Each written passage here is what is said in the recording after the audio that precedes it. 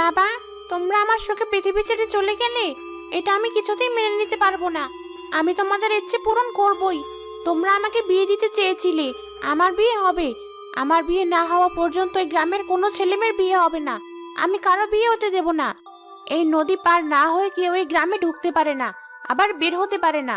আমিও মরেছি এই নদীতে, তাই এই নদীর পাড়ের গাছটাতেই আজ থেকে আমি থাকবো।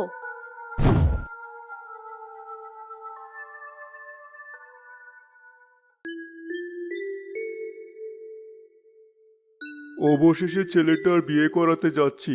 কোথায় সবাই? চলো, নদীর ঘাটে নৌকা এসে দাঁড়িয়ে আছে যে, আর দেরি করলে সন্ধ্যা হয়ে যাবে। হ্যাঁ, চলুন সবাই। এখানে এত দেরি করলে পৌঁছাতে আরো বেশি দেরি হয়ে যাবে।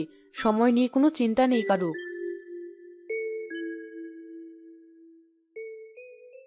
আরে, সবাই এমন সাজগোজ করে নদীর তীরে আসছে কেন?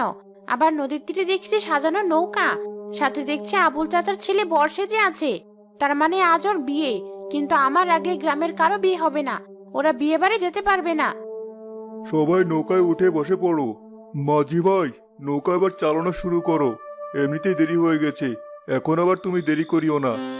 ঠিক আছে, সবাই ভালো করে বসুন। নদীতে কেমন বড় বড় ঢেউ দেখা যাচ্ছে। একটু আগেও সব ঠিক ছিল, হঠাৎ ঢেউ শুরু হলো বুঝলাম না। ও কিছু হবে না, একটু বাতাস উঠেছে তাই। একটু পর ঠিক হয়ে যাবে, তুমি চলো। আরে মাঝি, এ কেমন নৌকা চালাচ্ছেন আপনি? নৌকা এমন লাফালাফি করছে কেন? দেখতে পাচ্ছেন না নদীতে ঢেউ বেশি? আমার নিজেরই ভয় লাগছে। মনে হচ্ছে নৌকা যেন আমার আয়ত্তের বাইরে চলে যাচ্ছে। সেই জন্য একাই নিজের মতো করে চলছে। এই নদীতে এতদিন হলো কাজ করি, কখনো এত বড় বড় ঢেউ দেখিনি। কিন্তু একটু আগেও তো নদীতে তেমন কোনো ঢেউ ছিল না। আমি তো ভাবলাম বাতাসে এমন হচ্ছে, একটু পর ঠিক হয়ে যাবে। কিন্তু এটা তো শুধু বেড়েই চলছে, সাথে অল্পাতারি বাতাসও বইতে শুরু করেছে।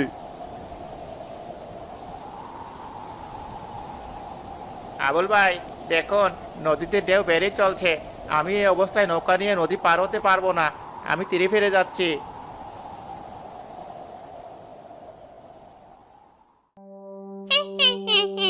কারো বিয়ে হতে দেব না আমি। যা এবার বিয়ে করতে, দেখি কেমন বিয়ে করিস। আর বেশি বাড়াবাড়ি করলে সব কটাকে নদীর পানিতে ডুবিয়ে মারবো।